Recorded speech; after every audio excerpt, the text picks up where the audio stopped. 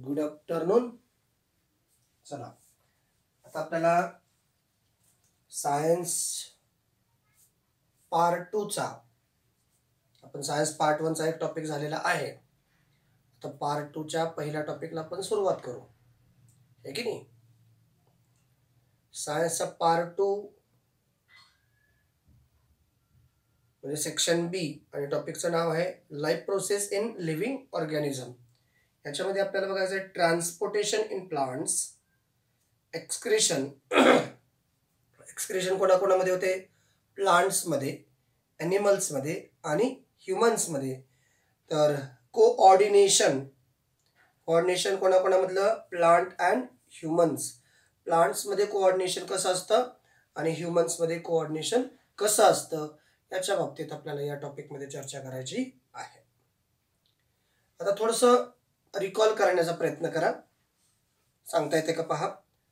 How do the digestive system and respiratory system works. म्हणजे आपले digestive system किंवा respiratory system कशी काम करते किंवा त्यांचं काम कसं चालतं. तर डायजेस्टिव्ह सिस्टीम डायजेशनचं काम करते, रेस्पिरेटरी सिस्टीम रेस्पिरेशनचं काम करते. डायजेस्टिव्ह सिस्टीममध्ये आपण जे फूड मटेरियल खातो, start from mouth and to anus, म्हणजे सुरुवात कुठून होते? माउथ पासून शेवट ॲनसला होतो. तर अशा प्रकारची ती सिस्टीम आहे. मग या सिस्टीममध्ये सुरुवात कुठून झाली? माउथ पासून.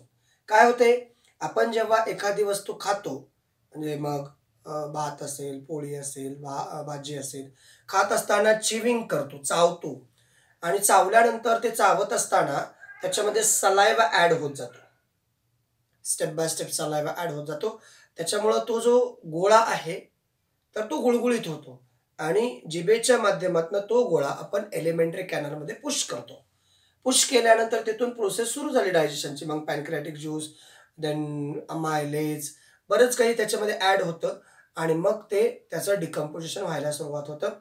त्याचं सिंथेसिस होतं फूड मटेरियलचं. मग कार्बोहायड्रेट्स, प्रोटीन, फॅट्स, विटॅमिन हे सगळे कंटेंट हळूहळू वेगवेगळे होत जातात आणि मग ते नंतर ब्लडमध्ये, आणि मग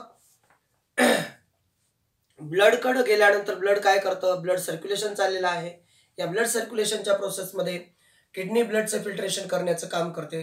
दिवसभरातनं खूप सारं ब्लड किडनी फिल्टर करते आणि फायनली की ते फिल्ट्रेशन झाल्यानंतर, लक्षात येते का? फिल्ट्रेशन झाल्यानंतर ती प्रोसेस त्या ठिकाणी स्टॉप होते. तर अशा प्रकार फिल्ट्रेशन झालं की एक्सक्रिटरी वेस्ट, फिल्ट्रेशन झालं, किडनी फिल्ट्रेशनचं काम करते. फिल्टर करत असताना किडनी ब्लडमध्ये असणारे इम्प्युरिटीज म्हणजे unwanted material for our body ती रिमूव्ह करते आणि रिमूव्ह केल्यानंतर युटेरस मध्ये प्रिझर्व करते. वॉटर युटेरसमध्ये वेस्ट मटेरियल आणखीन दुसऱ्या ठिकाणी प्रिझर्व करते आणि एका पर्टिक्युलर ड्युरेशन नंतर ते आपल्या बॉडीच्या बाहेर फेकले जात असतात. तर अशा प्रकारची ही कोणती प्रोसेस आहे? डायजेस्टिव्ह सिस्टीमची प्रोसेस आहे. Start from mouth to anus. Respiratory tract नाकापासून सुरुवात होते, नाकापाशीच बंद होते. कशी नाकापासून सुरुवात होते? Carbon dioxide is release from the air, release from the nostrils, and oxygen is enters into the our nostrils. मग आतमध्ये गेल्यानंतर लंग्स, हार्ट्स, आणि याच्यानंतर ब्लडमध्ये ऑक्सिजन ॲड होतो आणि ब्लड मधला कार्बन डायऑक्साईड फिल्टर होऊन बाहेर फेकला जातो आणि तो अशा प्रकारचे या दोन सिस्टीम, डायजेस्टिव्ह सिस्टीम आणि रेस्पिरेटरी सिस्टीम वर्क करत असतात. बघा, we have studied how digested food or oxygen inhaled by lungs is transported to every cell of human body. आता आपल्याकडं आपल्या बॉडीमध्ये आर्टरीज आहेत, कॅपिलरीज आहेत. आपण जेव्हा ऑक्सिजन घेतो, ऑक्सिजन घेतल्यानंतर घेतलेला ऑक्सिजन हा ब्लडमध्ये ॲड होतो आणि ॲड झालेला ऑक्सिजन हे ब्लडमध्ये ॲड झालेला ऑक्सिजन आपल्या बॉडीच्या सर्व पार्ट्सला, म्हणजे आपल्या बॉडीमध्ये ज्या काही सेल आहेत त्या प्रत्येक सेलच्या बॉडीकडं या ऑक्सिजनेटेड ब्लडचं ट्रान्सपोर्टेशन केलं जातं. The farmer also try to transport the water from well or dam through the main canal to every plant. जसं एखादा बागायतदार शेतकरी आपल्या शेतीमध्ये जे काही प्लांट लावलेले आहेत त्या लावलेल्या प्लांटचं कशा प्रकारे नियोजन करून पद्धतशीररित्या पाणी देता येईल, म्हणजे छोट्या कॅनलमधून अगदी कॅनलपासून मोठ्या कॅनलमधून छोट्या कॅनलमध्ये छोट्या, म्हणजे प्रत्येक झाडापर्यंत कशा पद्धतीनं पाणी पोहोचेल असा तो प्रत्येक शेतकरी विचार करत असतो. The food absorb bye digestive system is converted into energy. आता आपण जे खातो, जे काही खाल्लेलं आहे, ही प्रोसेस होत असताना जेव्हा डायजेशन होतं, म्हणजेच काय होतं, कार्बोहायड्रेट्स, प्रोटीन, फॅट्स, विटॅमिन याचं सिंथेसिस झाल्यानंतर एनर्जी मिळायला सुरुवात होते, कारण त्याचं पुन्हा सिंथेसिस होऊन एनर्जी सेल जनरेट करत असतात आणि सेलकडे जनरेट झालेली ATP फॉर्ममध्ये असणारी एनर्जी आपल्या बॉडीच्या मेंटेनन्ससाठी यूज केली जात असते. This energy and oxygen are both transported via blood throughout the body.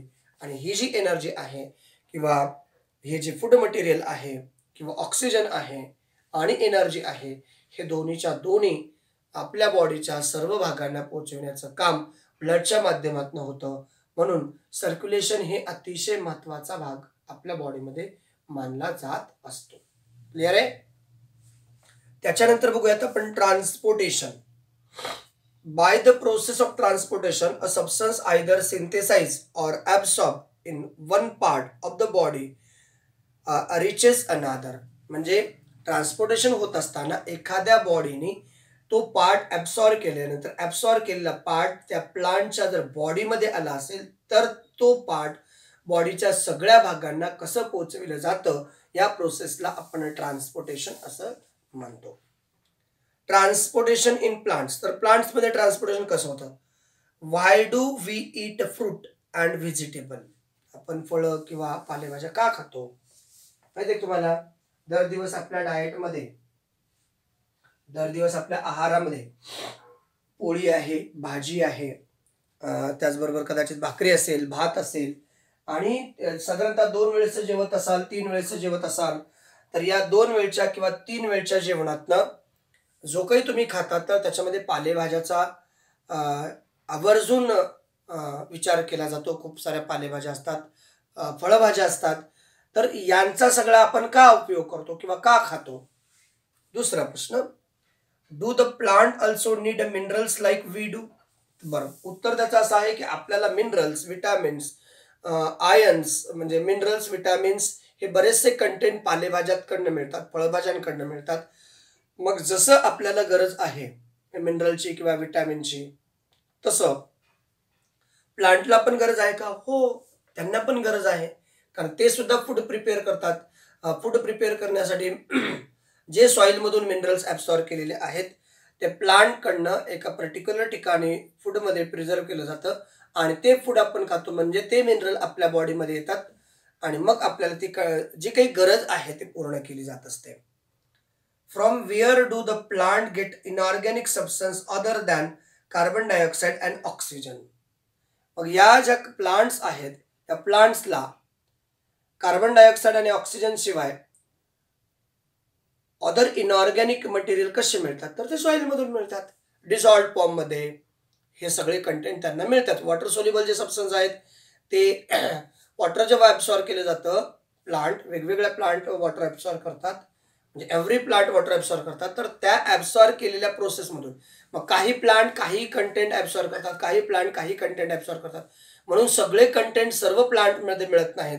म्हणून आपल्याला वेगवेगळ्या पालेभाज्या खाव्या लागतात, कारण काही प्लांट वेगळे कंटेंट ॲब्सॉर्ब करतात, काही प्लांट वेगळे कंटेंट ॲब्सॉर्ब करतात सॉईलमधून. त्याच्यामुळे आपल्याला दर दिवस किंवा जेव्हा केव्हा तुमची जशी गरज आहे तशी जशी तुमची डिमांड आहे त्यानुसार आपण आपल्या डाएटमध्ये वेगवेगळ्या भाज्यांचा, पालेभाज्या, फळभाज्यांचा उपयोग करत असतो. क्लिअर आहे इथपर्यंत? Most of the animal moves from place to place but plant do not. म्हणजे आपण असं पाहिलेलं आहे की आपण एका ठिकाणी थांबतो का? म्हणजे कुठलेही ॲनिमल एका ठिकाणी थांबतात का? नाही. एका जागेवरून दुसऱ्या जागेवरती हालचाल, एका ठिकाणाहून दुसऱ्या ठिकाणी जाणे, म्हणजे त्यांची हालचाल सतत चाललेली असते. मग प्लांट तसं करतात का? प्लांट एकाच ठिकाणाहून दुसऱ्या ठिकाणी जातात का? नाही जात. प्लांट एखाद्या ठिकाणी लावलं की ते तिथंच आहे. नाही का? असं कधी झालंय का? नाही हो सर, काल आमच्या दारात आंब्याचं झाड लावलं होतं आणि आमच्या दारात नव्हतंच, हा तसं एक गोष्ट पॉसिबल आहे, ती पण शक्य आहे. कधी सांगतो, समजा तुमच्या दारात आंब्याचं झाड लावलं, म्हणजे झाड डायरेक्टली उचलून आणून लावणार आहेत का? नाही. तर आपण एखादं रोपटं लावू. एखाद्याला कळलं की बाबा त्यांच्या दारात या व्हरायटीचं आंब्याचं रोपटं लावलेलं आहे, त्याला वाटलं की ते चोरावं, तर ते कदाचित 100% तिथून ते निघून जाईल. दुसऱ्या दिवशी त्याच्या दारात असेल, त्याच्या दारात, किंवा त्याला आणखीन कुठे लावायचं, म्हणजे तिथून गेलं की नाही. म्हणजे असं हालचाल नाही, ते स्वतःहून. आपण जसं बघा, प्राणी स्वतःहून हालचाल करतात, आपण सुद्धा ॲनिमल्समध्ये येतो, आपण मग स्वतःहून हालचाल करतो. तसं प्लांटला वाटलं की आज आपल्याला इथं कंटाळा आला, आज दुसऱ्यांच्या घरी जाऊन थांबायचं, असं होतंय का? होत नाही. म्हणजे प्लांट तसं काही प्रोसेस करत नाही. There are many dead cell in the plant body. प्लांटच्या बॉडीमध्ये खूप साऱ्या डेड सेल आहेत. They need less energy as compare to animal. कारण ॲनिमलची हालचाल चाललेली असते, त्याच्यामुळे त्यांना हालचालीसाठी जास्त एनर्जी लागते. प्लांट मात्र हालचाल करत नाही, ते एकाच ठिकाणी थांबलेले असतात, त्याच्यामुळे त्यांना जास्तीत जास्त एनर्जी लागत नाही. Plant need inorganic substances like. प्लांटला कोणते कोणते इनऑर्गॅनिक सबस्टन्सेस लागतात? Nitrogen symbol N, phosphorus symbol P, magnesium symbol Mg, manganese symbol capital M small n, आणि सोडियम Na.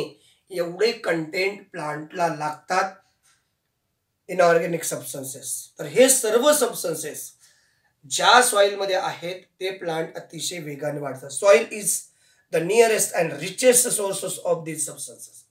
जवळपास जमिनीमध्ये ह्या सगळ्या प्रकारचे कन्स्टिट्युएंट अवेलेबल असतात, मग ती सॉइल फर्टाईल असं आपण म्हणतो, आणि त्या कंटेंट प्लांटच्या तिथं पूर्ण होतात. Root of the plant absorb these substances from the soil and transport them. आणि मग हे ज्या प्लांटच्या रूट्स आहेत त्या सॉइलमध्ये, तर हे सर्व कंटेंट ॲब्सॉर्ब करतात आणि त्याचं ट्रान्सपोर्टेशन करतात. These are specific types of tissue. तर हे ट्रान्सपोर्टेशन करण्याच्या विशिष्ट प्रकारच्या सेल आहेत. To perform this function the xylem conduct water whereas phloem conduct food. दोन प्रकारच्या सेल आहेत, दोन प्रकारच्या टिश्यू आहेत. कोणत्या कोणत्या? एक झायलम आणि दुसरी फ्लोएम. प्लांटमध्ये दोनच प्रकारच्या टिश्यू पाहायला मिळतात. झायलम काय काम करतं? ह्या दोन टिश्यू, तर झायलम कंडक्ट वॉटर, तर phloem conduct food material, and all parts of the plant are connected with these conducting tissue. आणि या प्लांटच्या सर्व भागांमध्ये, प्लांटच्या सगळ्या भागांमध्ये या टिश्यू काम करत असतात. त्याच्यामुळे सगळं मटेरियल, प्लांटला लागणारं जे काही सर्व मटेरियल आहे ते सर्व मटेरियल सॉइलमधून ॲब्सॉर्ब केल्यानंतर प्लांटच्या सर्व भागांना पोहोचविण्याचं काम हे झायलम आणि फ्लोएम करत असतात. तर फ्लोएम ही फूड कंडक्शनचं काम करते. लिव्हजमध्ये फूड प्रिपेअर झाल्यानंतर ते फूड मटेरियल कुठं ट्रान्सफर केलं जातं? प्लांटच्या सर्व बॉडी पार्ट्सना ट्रान्सफर केलं जातं. गरज पडल्यानंतर excess amount of food material जर तयार झालं तर ते प्लांटच्या स्टेममध्ये सुद्धा, इव्हन लिव्हजमध्ये सुद्धा काही प्रमाणात प्रिझर्व केलं जात असतं. तर अशा प्रकारचं हे ट्रान्सपोर्टेशन आपल्याला प्लांट्समध्ये पाहायला मिळतं. तुमच्या डोक्याचा वापर करा. Which types of plant tissue are xylem and phloem?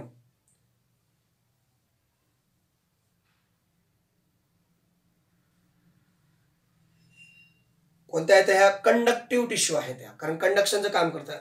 Food conduction आणि वॉटर कंडक्शनचं काम करतं, म्हणून याला आपण कंडक्टिंग टिश्यू असं म्हणतो. ऑल क्लिअर इथपर्यंत? काही शंका आहे? तर आता आपल्याला होमवर्क आहे. Transportation of water in plant हा पार्ट आपल्याला बघायचा आहे. तत्पूर्वी आपण पेज नंबर 163 वरती जे काही डायग्राम दिलेला आहे, रूट प्रेशर, तो डायग्राम आपण काढायचा आहे आणि मला माझ्या व्हॉट्सअपला वेल लेबल डायग्राम काढून पाठवायचा आहे. नेक्स्ट व्हिडिओमध्ये मी हा पॉईंट पुढे कंटिन्यू करतो.